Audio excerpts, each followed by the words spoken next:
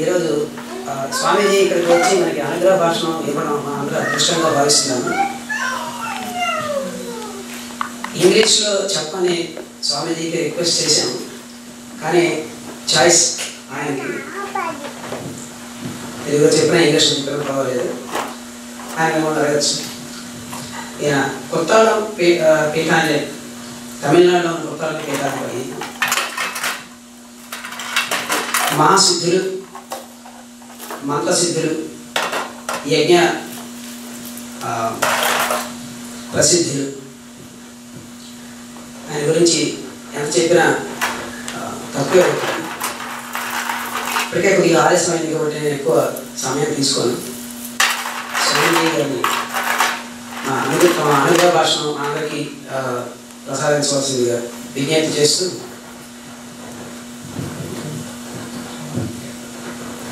Hindu way of life inspiring Hindus living outside India. మనకి ఇక్కడ చాలామందికి, మన పెద్దలకు కానీ చిన్నపిల్లలకు కానీ చాలా ఆసక్తికరమైన అవసరమైన విషయం ఇది. So this particular topic Swamiji will talk addressing some concerns that people we have some challenges as parents. We have challenges in bringing up our children with Hindu cultural values anywhere, even in India, but we have more so in living outside India. So we request Swamiji to address that particular, to stress that particular aspect in general, dealing with the Hindu way of life and our kind of responsibilities living as Hindus.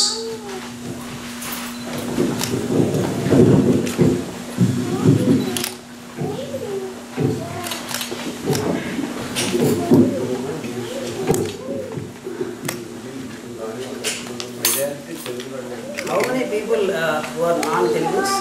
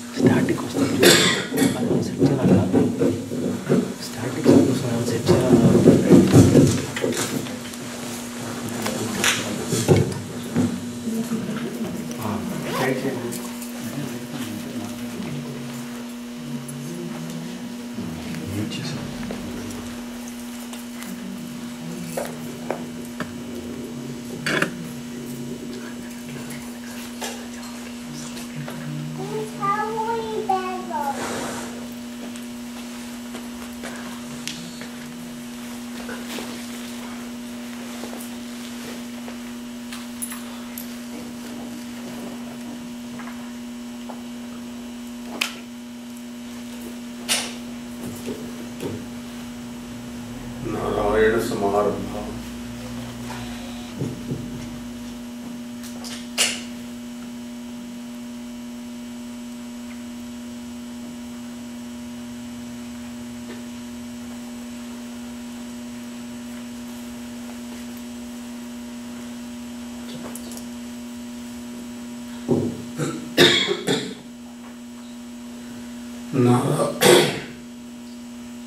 Narayan समारंभां Shankaracharya मध्यमाम् अस्मदाचार्य पर्यन्तां वंदे गुरु परंपरां श्रीमत् सिद्धेश्वरी पीठस्थापकं महिमान्वितं कुर्ताडमठ योगीशं मौनस्वामिनमाश्रये. जगन्नाथुडैन नारायणुनकु जगद्गुरुवैन शंकरुలకు కుర్తాడ సిద్ధేశ్వరీ పీఠం వ్యవస్థాపకులైన మౌనస్వామికి అంజలి ఘటిస్తున్నాను. ఈ లక్ష్మీ గణపతి ఆలయానికి రావడం చాలా సంతోషకరంగా ఉంది. ఇంకా వివిధ దేవతలను కూడా ఇక్కడ స్థాపించారు. ప్రతి చోట కూడా ముందు ఏదో ఒక స్వామి యొక్క ఆలయంతో ప్రారంభమై ఆ తర్వాత ఇతర దేవతలను కూడా స్థాపించడం జరుగుతూ ఉన్నది. చాలా సంతోషకరమైనటువంటి అంశం. ఎక్కడో దూరదేశం నుండి భారతదేశం నుండి వచ్చినటువంటి వాళ్ళు ఇక్కడ జీవిత అన్వేషణలో వచ్చి ఇక్కడ ఉండి పిల్లలు చదివించుకుంటూ ఉద్యోగాలు చేసుకుంటూ తమ సంస్కృతిని కాపాడుకోవాలి అనే ప్రయత్నం చేయడం చాలా సంతోషకరమైనటువంటి అంశం. గణపతి దేవాలయం హిందూ దేశంలో ఎన్నో సంప్రదాయాలు ఉన్నాయి. శైవ, వైష్ణవ, శాక్తేయ, గణాపత్య, సౌర, ఇట్లా శంకరాచార్యుల వారు ఉన్న సమయానికి ఈ మతాల మధ్య చాలా ఎక్కువగా ఘర్షణలు ఉండేవి. ఉంటే ఆ మహానుభావుడు ఒక సామరస్యాన్ని కలిగించడానికి ప్రయత్నం చేశాడు. మనలో మనం పోట్లాడుకోవద్దు, దేవతలందరూ ఒకటి, వేదంలో ఏకం సత్ విప్రా బహుధా వదంతి అని చెప్పి ఉన్నది. ఒకటే దేవుడు ఎన్ని రకాలుగానో ఎన్ని నామాలతోటో ఎన్ని ఆకారాలతోటో ఆయన ఉంటాడు. ఎవరికి ఇష్టమైన ఆకారాన్ని ఎవరికి ఇష్టమైన నామాన్ని వాళ్ళు భావించవచ్చు. అది పంచాయతన పూజా విధానాన్ని ఆయన ప్రవేశపెట్టాడు. మీ పూజా మంటపం ఉన్నది, అందులో 4 దిక్కులా 4 దేవతలను పెట్టుకోండి, మధ్యలో మీ ఇష్ట దేవతను పెట్టుకోండి, శివులు శివలింగాన్ని పెట్టుకోండి, మిగిలిన 4 దేవతలు ఆయన యొక్క పరివారం అని భావించండి. వైష్ణవులు విష్ణువును పెట్టుకోండి, అట్లని శాక్తేయులు శక్తిని పెట్టుకోండి, అమ్మవారిని, గణాపత్యులు గణపతిని పెట్టుకోండి, సౌరమతస్థులు సూర్యుడిని పెట్టుకోండి. ఇలా ఈ గణపతి దేవాలయం కాబట్టి ఒక చిన్న అంశం కొద్దీ ముందు గణపతి గురించి కొంచెం ప్రస్తావన చేస్తాను. గణపత మతం ఉన్నది. 5 మతాలలో గణపత మతం ఒకటి. గణపతి సర్వేశ్వరుడు, ఆయన త్రిమూర్తులను సృష్టించాడు. బ్రహ్మ విష్ణు మహేశ్వరులు కూడా ఆయన సృష్టి. పార్వతీ పరమేశ్వరులు సంతానం లేక ఆయన ప్రార్థిస్తే తన అంశతో వాళ్లకు సంతానాన్ని ఇచ్చాడు. ఆ అంశగా వచ్చినటువంటి వినాయకుడు ఆయన గజాసురుడిని సంహరించడం కోసం తన ఒక దంతాన్ని పీకి వేస్తే ఏకదంతుడైనాడు. కానీ అసలు గణపతి ద్విదంతుడే, ఆయన 2 దంతాలతోటే ఉంటాడు. విష్ణుదేవుని పరివారంలో చాలా మంది గణపతులు ఉన్నట్లుగా చెప్పబడింది వైష్ణవ వాంగ్మయంలో. యస్య ద్విరదవక్త్రాద్యాః పారిషద్యాః పరశతం విఘ్నం నిఘ్నంతి సతతం విశ్వక్సేనం తమాశ్రయే. విష్ణుదేవుని యొక్క కొలువు కూటాన్ని కాపలా కాసే వాళ్ళలో ఈ ధీరతులు ద్విదంతులు గజాననులు ఎందరో ఉన్నారు. వీళ్ళందరికీ కూడా విశ్వక్సేనుడు నాయకుడు, రక్షకుడు అన్నమాట. ఆయన ఆ కొలువు కూటానికి రక్షకుడుగా ఉంటాడు. ఎప్పుడైనా దేవతలు మొదలైన వాళ్ళు మరీ జనసమర్థంగా వస్తే వాళ్ళు చెప్పిన మాట వినకపోతే అప్పుడప్పుడు లాఠీ చార్జ్ ఆర్డర్ కూడా ఇస్తుంటాడు ఆయన. తెలుగులో కళాపూర్ణోదయం అనే గ్రంథం ఉంది, దాంట్లో విశ్వక్సేనుడు లాఠీ చార్జ్ ఆర్డర్ ఇచ్చినట్టుగా కూడా ఉంది. బ్రహ్మకు ఇంద్రుడికి వీళ్ళందరికీ కూడా లాఠీ దెబ్బలు తగిలినట్టు వీపు మీద. చమత్కారం కావాలనుకోండి. ఏదైనా ద్విరథులు, ద్విదంతులు, గజముఖులు విష్ణుదేవుడి యొక్క పరివారంలో ఉన్నారు అంటే శైవ గణపతి వేరు, వైష్ణవ గణపతి వేరు. శైవ గణపతి ఏకదంతుడు, వైష్ణవ గణపతి ద్విదంతుడు. శైవ వైష్ణవ ఉంది, శాక్తేయ గణపతి లేడా అండి అని అంటే ఉంటాడు. దానికి ఏముంది? ఇప్పుడు ఊర్ధ్వ పుండ్రములు పెడితే వైష్ణవ గణపతి, తిరిగే పుండ్రములు అడ్డంగా పెడితే శైవ గణపతి, ఏమీ లేకుండా బొట్టు పెడితే శాక్తేయ గణపతి. వచ్చి ఒక దేవాలయంలో అట్లా చూశారు, ఏమి లేదు బొట్టు పెట్టారు, శాక్తేయ గణపతి అనుకోవచ్చు. తం గణపతిం యో విస్మరతి లోకే సంతతమ భాగ్యో మజ్జతి శోకే అంటాడు కావ్యకంఠ గణపతి ముని. గణపతి యొక్క అంశ వల్ల ఉదయించినటువంటి వ్యక్తి ఆయన. ఏ వ్యక్తి అయినా గణపతిని కనుక మర్చిపోతే అతనికి కష్టాలు తప్పవు, ఎంతటి వాడైనా సరే. పీఠమధిరూఢం మూల సరసీయం సర్వభువనానాం నవమి యువరాజ్యం. ఆయన మీ వెన్నెముకలో షట్చక్రాలు, అందులో మూలాధార చక్రం మొట్టమొదటిది అడుగు నుంచి ఆ మూలాధార చక్రంలో ఉండే పద్మం మీద గణపతి ఆసీనుడై ఉంటాడు.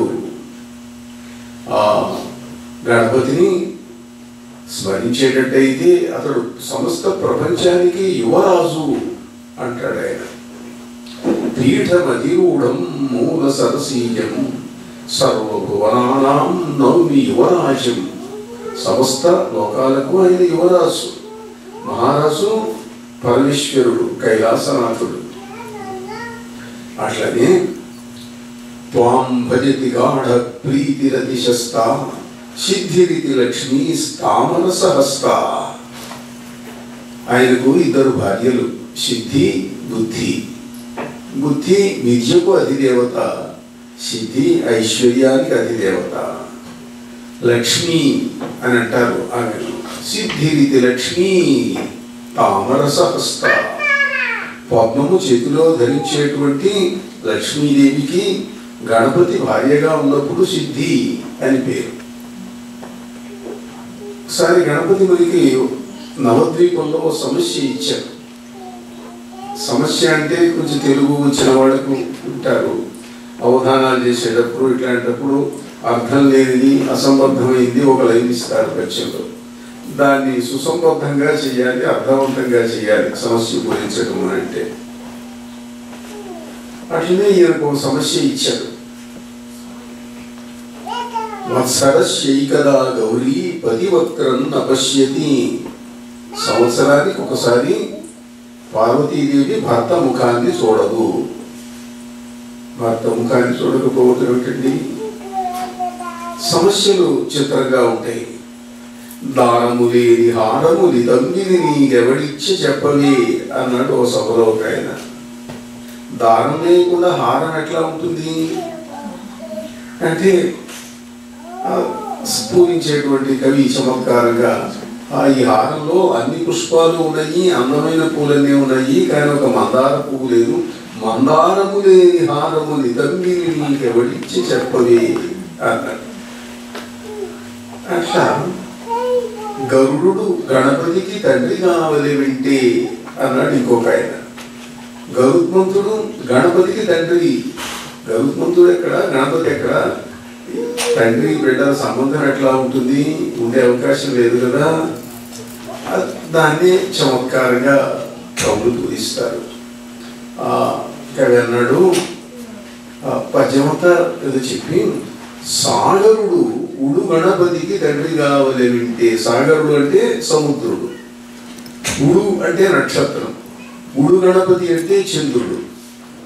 పదాలు విభజించడంలో గరుడు గణపతికి అన్నది కాకుండా సాగరుడు సా ముందు కలిపి సాగరుడు ఉడు గణపతికి తండ్రి కావలి వింటే అంటే సముద్రుడు, ఉడు గణపతి అంటే నక్షత్రాలకు ప్రభువు, చంద్రుడు ఆయనకు తండ్రి. చంద్రుడు సముద్రంలో పుట్టాడు కాబట్టి సరిపోయింది అన్నమాట. ఇలా ఉంటాయి తెలుగులో అవధానాలలో వాటిలో ఈ సమస్యలు పూరించడం అనేటువంటిది.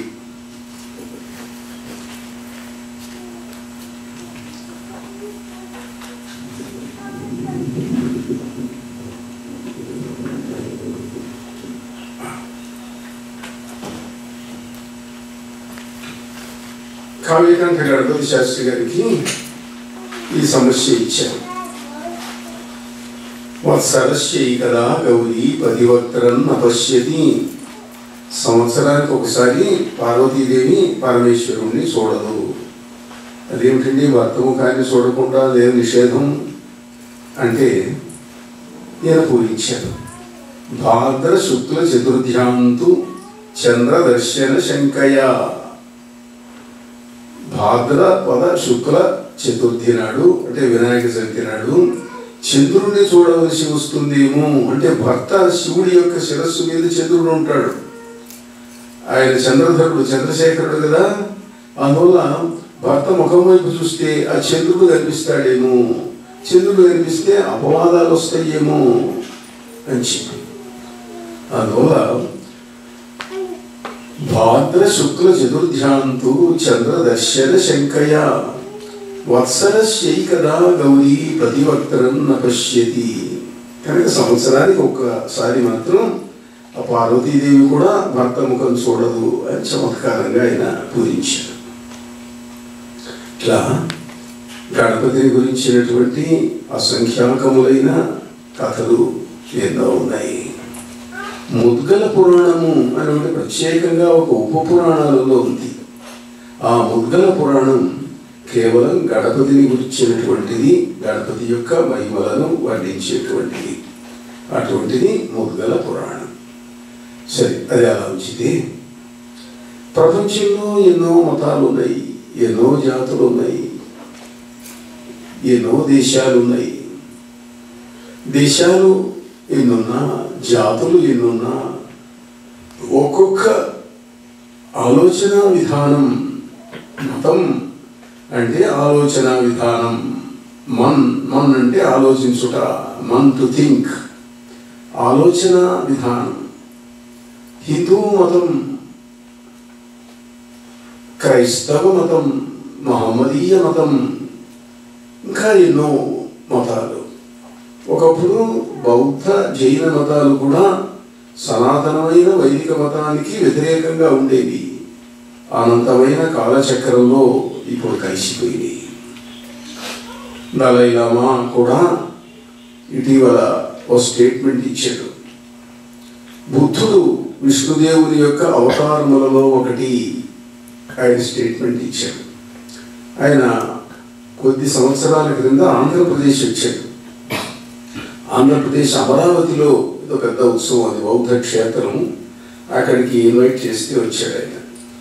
వచ్చినప్పుడు ఈ స్టేట్మెంట్ ఇచ్చేసరికి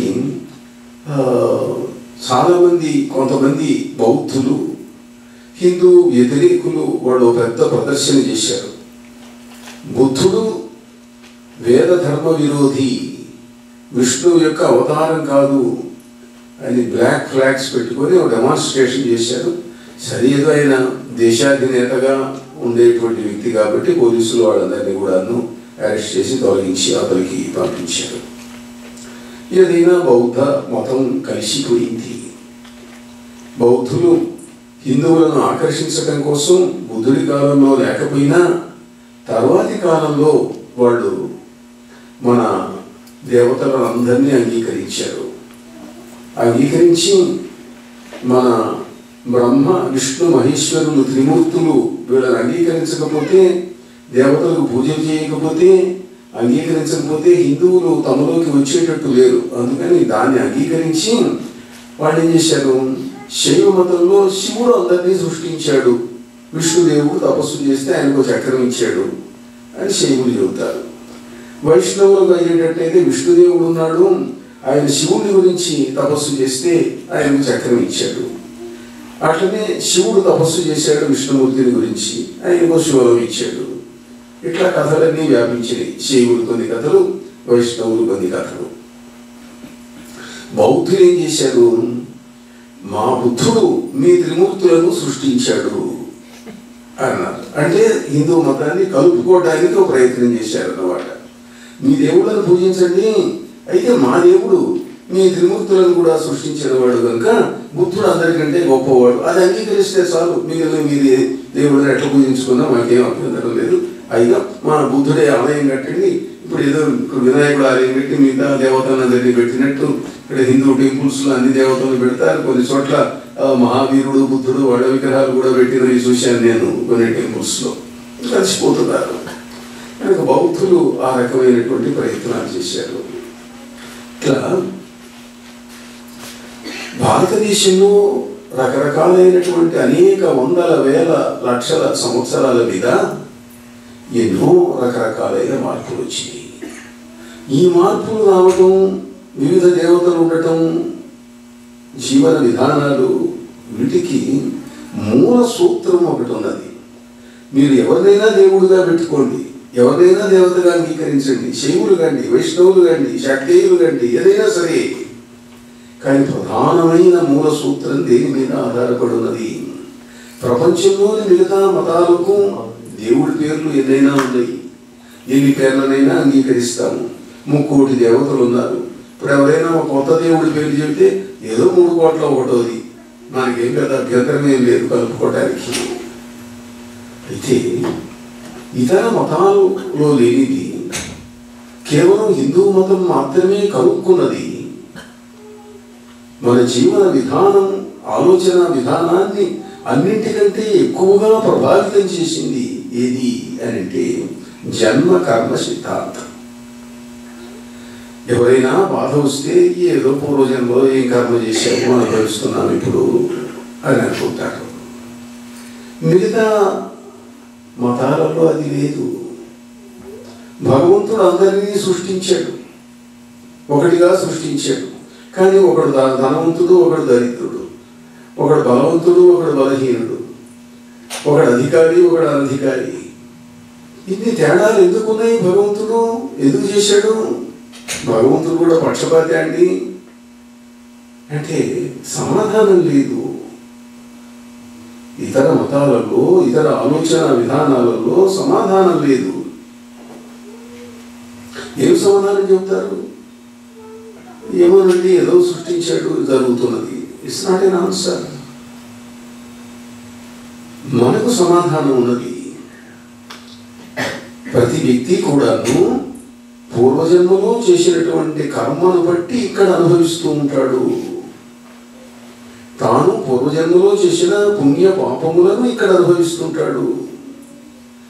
కారణాలవి. ఇక్కడ మళ్ళీ కొంత చేస్తాడు, కొంత చేసి దీన్ని మళ్ళీ వచ్చే జన్మలో అనుభవిస్తాడు. ఈ జన్మ కర్మ సిద్ధాంతం చాలా చిత్రంగా ఉంటుంది. హిందువులలో కూడా చాలా మంది అంటుంటారు, మేము చాలా మంచివాళ్ళంగా ఉన్నామండి, ఎవరిని ఏమి అనటం లేదండి, కానీ మా మీద రాళ్ళేస్తున్నారండి, మాకు అపకారం చేస్తున్నారండి. నేను ఎప్పుడు 10 మందికి ఉపకారం చేశాను కానీ అపకారం చేసి ఎరగనండి. దేవుడు ఏం చేస్తున్నాడండి, వీళ్ళంతా నాకు ఇట్లా అపకారం చేస్తుంటే అంటుంటారు. దేవుడు ఏమీ చెయ్యడు. ఇది చాలా విచిత్రమైనటువంటి సిద్ధాంతం. దేవుడు ఏమీ చెయ్యడు అంటే మరి ఆయన ఎందుకు ఉన్నట్టు? అంటే దేవుడు ఎవరెవరు చేసిన కర్మలను అనుభవింపజేస్తూ ఉంటాడు, జనరల్ రూల్. కానీ నువ్వు అది అనుభవిస్తూ కొత్త కర్మ ఏదైనా చేయొచ్చు, మంచి చెడు, పుణ్యం పాపం, ఉపకారం అపకారం. ఇవన్నీ ఈ జన్మలో ఫలితానికి రావు, వచ్చే జన్మలో అనుభవానికి వస్తాయి. ఎప్పుడో చేసినవి ఇప్పుడు అనుభవిస్తారు, ఇప్పుడు చేసినవి వచ్చే జన్మలో అనుభవిస్తారు. ఇవన్నీ నీ అకౌంట్లో, బ్యాంక్ అకౌంట్లో పడి ఉంటాయి. ఇవన్నీ కూడా ఈ సమాధానం కొంతమందికి సంతృప్తికరంగా ఉండదు, కానీ చట్టం అంతే. వివేకానంద స్వామి ఆయన జీవిత చరిత్ర మీరు చాలా మంది చదివి ఉంటారు. అందులో ఓ చిన్న కథ ఒకటి ఉంది. ఆయన ఒక గ్రామం దాటి నడిచి వెళ్తున్నాడు ఓ చోట. ఊరు దాటి కొంత దూరం వచ్చిన తర్వాత ఒక పాడుబడ్డ దేవాలయం కనిపించింది. ఆ దేవాలయంలోకి వెళ్ళాడు. భవానీ ఆలయం ఉంది, క్షీర భవానీ అని అంటారు ఆయన. ఆ భవానీ ఆలయంలోకి వెళ్ళాడు. దేవాలయం ధ్వంసమై ఉన్నది, విగ్రహం ముక్కలై ఉన్నది. ఇతర మతస్థులు దాన్ని ధ్వంసం చేశారు. ధ్వంసం చేస్తే ఆయన కూర్చొని చాలా బాధ కలిగింది. అందమైన దేవాలయం, సుప్రతిష్ఠితమైన ఆలయం, విగ్రహాన్ని ధ్వంసం చేశారు, దేవాలయాన్ని నాశనం చేశారు. శక్తిహీనులైన హిందువులు ఏమి చేయలేక ఊరుకున్నారు. ఆయన ధ్యానంలో కూర్చున్నాడు. కూర్చొని, అమ్మా, నీ విగ్రహాన్ని, నీ ఆలయాన్ని ధ్వంసం చేస్తుంటే నువ్వెందుకు ఊరుకున్నావు? దేవాలయానికి ఎందుకు వెళ్తారు? మీరంతా దేవాలయానికి ఎందుకు వచ్చారు? అందరూ ఏదో జ్ఞానం కోసం, వైరాగ్యం కోసం, ముక్తి కోసం రారు. కొంతమంది వస్తారు. మిగతా వాళ్ళు తమ కష్టాలు తీరాలి, తమ పనులు కావాలి, భగవంతుడిని ప్రార్థిస్తే, ఆయనకు పూజ చేయిస్తే ఏదో మన కష్టాలు పోతాయి, మనకు మేలు జరుగుతుంది, దానికోసం వస్తారు. అర్చకుడు సంకల్పం చెబుతుంటాడు, సర్వ అరిష్ట నివారణార్థం, సర్వోపద్రవ సర్వప్రమాద సర్వ అరిష్ట నివారణార్థం, సకలాభీష్ట సిద్ధ్యర్థం, ఏదో సత్సంతాన ప్రాప్త్యర్థం, పుత్రపౌత్రాభివృద్ధ్యర్థం అని సంకల్పం చెబుతుంటారు. అప్పుడప్పుడు మేము దేవాలయాలకు తరచుగా వెళుతుంటాం. ఒక అలవాటు ఉంటుంది అర్చకులకు. ఆ అలవాటు పాట పాడేసేస్తుంటారు. నేను సన్యాసినైనా సత్సంతాన ప్రాప్త్యర్థం, సకలైశ్వర్యాభివృద్ధ్యర్థం అని చెప్పి పూజ చేస్తూ సంకల్పం చేస్తుంటారు. సరే, మనకు సంతానం శిష్యులే సంతానాన్ని అనుకుందాము, ఏదో ఒకటి ఇదని ఇట్లాంటివి. కనుక మన పనులు రావటం కోసం వస్తున్నాము, మన ఇబ్బందులు తొలగటం కోసం వస్తున్నాము. తొలగిస్తారు దేవతలు. తమ కష్టాలు నువ్వు తీరుస్తావని తల్లి నీ దేవాలయానికి ప్రజలందరూ వస్తూ ఉంటే, నీ దేవాలయాన్ని ధ్వంసం చేస్తున్నప్పుడు నువ్వు ఊరుకుంటే, తనను తాను రక్షించుకోలేని దేవత భక్తులను ఏమి రక్షిస్తుంది? తనను తాను రక్షించుకోలేకపోతున్నది దేవత. విశ్వనాథుడు తనను తాను రక్షించుకోలేకపోయినాడు. విశ్వనాథ దేవాలయం 3 సార్లు ధ్వంసమైంది. ఇప్పుడు ఇది ఔరంగజేబు ధ్వంసం చేసి ఆ స్థలం మీద మసీదు పెడితే అక్కడి అర్చకులు, భక్తులు ఆ శివలింగాన్ని ఎవరు చూడకుండా పక్కన ఒక బావిలో వేస్తే, ఆ తర్వాత అనుకూల సమయం వచ్చినప్పుడు ఇప్పుడు దేవాలయం కట్టుకున్నారు. దానికి వెళ్ళి పూజిస్తున్నాం మనం. భగవంతుడు మన కోరికలు తీరుస్తాడు. ఎక్కడున్నా పిలిస్తే వస్తాడు భగవంతుడు. విశ్వనాథుడు వస్తున్నాడు, కాలభైరవుడు వస్తున్నాడు, దండపాణుడు వస్తున్నాడు, కోరికలు తీరుస్తున్నారు, కష్టాలు తొలగిస్తున్నారు. కానీ ప్రజలకు ఎట్లా తల్లి నమ్మించటం? తనను తాను రక్షించుకోలేని దేవత ప్రజలను ఎట్లా రక్షిస్తుంది అంటే ఏమి సమాధానం చెబుతాం మేము అన్నాడు. జగన్మాత ఆయన కంటి ముందు నిల్చున్నది. నాయనా, నీవు యోగివి, నీవు ధ్యానసిద్ధుడివి, రామకృష్ణ పరమహంస శిష్యుడివి కనుక నేను వచ్చి నీకు కనిపించాను. దేవతల చట్టం వేరు, మానవుల చట్టం వేరు. Divine law is different from human law. దేవతలు నిత్య మానవ జీవితాలలో ఇంటర్ఫియర్ కావడం మొదలు పెడితే, జోక్యం చేసుకోవడం మొదలు పెడితే, మా శక్తుల ముందు ఏ మానవుడు ఆగగలడు? మేము ఇంటర్ఫియర్ కాము. దేవాలయం కట్టిన వాడికి పుణ్యం ఇస్తాము, వాడిని స్వర్గానికి పంపిస్తాము. తర్వాత జన్మలో వాడికి అపారమైన ఐశ్వర్యాన్ని, వాడు కోరినవి అన్నీ ఇస్తాము. దేవాలయం ధ్వంసం చేశాడు, వాడిని నరకానికి పంపిస్తాము. మా చట్టం ఇది అంటే ఇది తప్పించుకునే సమాధానం అమ్మా. ఈ సమాధానంతో నాకు సంతృప్తిగా లేదు. మీరు వచ్చి రక్షించుకోకపోతే ఎట్లా?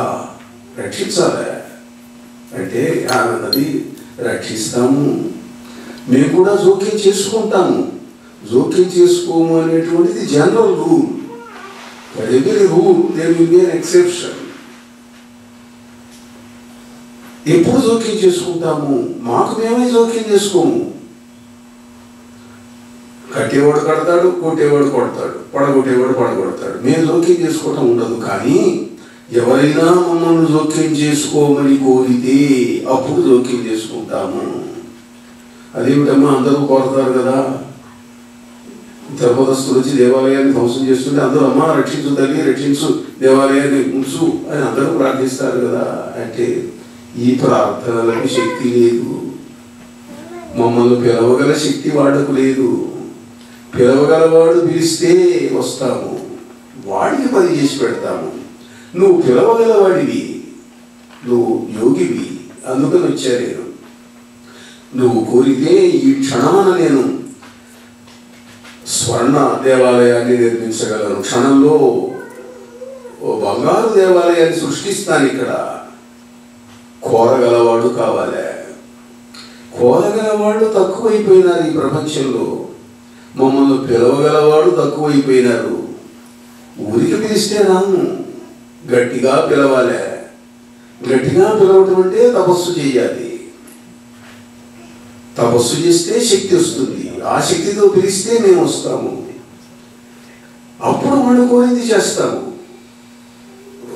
మంచి కోరితే మంచి చేస్తాం, చెడు కోరితే చెడు చేస్తాం. మాకు దాంట్లో ఏమీ లేదు. వాడు ఎట్లాంటి వాడు అనేది ప్రశ్నే లేదు. తపస్సు చేస్తే శక్తి ఇస్తాం. రావణాసుడికి ఇచ్చాం, హిరణ్యకశిపుడికి ఇచ్చాం, మహర్షులకు ఇచ్చాం, ఇంద్రాదులకు ఇచ్చాం. ఎవరు ఏది కోరితే అది ఇస్తాము. తపస్సుకు వచ్చులం మేము. కనుక మానవ జీవిత విధానం మమ్మల్ని పిలిచేవాళ్ళు కావాలి. పిలవగలిగినటువంటి వాళ్ళను తయారు చేయి. దేవతలను పిలిచేటువంటి వాళ్ళు కావాలి. పిలిస్తే తప్పకుండా వచ్చి మన పనులు చేసి పెడతారు. ఆ చేసే విధానం నేర్పేది హిందూ మతం. కర్మను జయించవచ్చు. పూర్వజన్మ కర్మను అనుభవించి తీరవలసిందే, దాన్ని తప్పించుకోవడానికి వీల్లేదు అనేది జనరల్ రూలు. అవశ్యం అనుభోక్తవ్యం కృతం కర్మ శుభాశుభం. తప్పదు, అనుభవించక తప్పదు అనేది జనరల్ రూలు. కానీ తపస్సు వల్ల, జపహోమముల వల్ల, ధ్యానముల వల్ల కర్మను తప్పించుకోవచ్చును. తప్పించుకొని ఏం చేస్తావు? తప్పించుకొని సుఖపడతావు. నీకు వ్యాధి వచ్చింది, ఇన్క్యూరబుల్ డిసీజ్ వచ్చింది, కుదరటం లేదు. పూర్వజన్మలో ఏదో మహాపాపం చేశావు, అనుభవిస్తున్నావు. ఇప్పుడు నువ్వు జపం చేయి, హోమాలు చేయి, దేవతలను పిలువు. వాళ్ళు సంతోషపడేటంతగా, నీ కర్మను జయించేటంతగా నువ్వు చెయ్యాలి.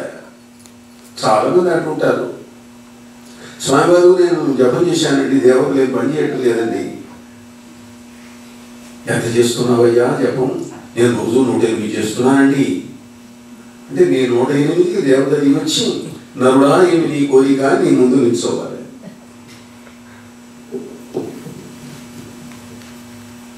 ఏదో పడిపోతానంటున్నది.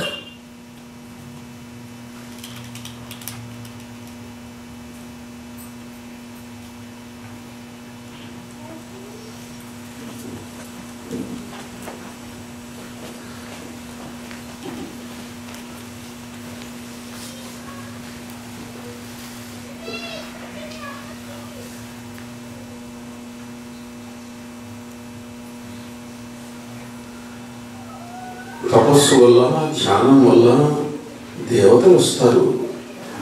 దాంట్లో ఎటువంటి సందేహం కూడా లేదు.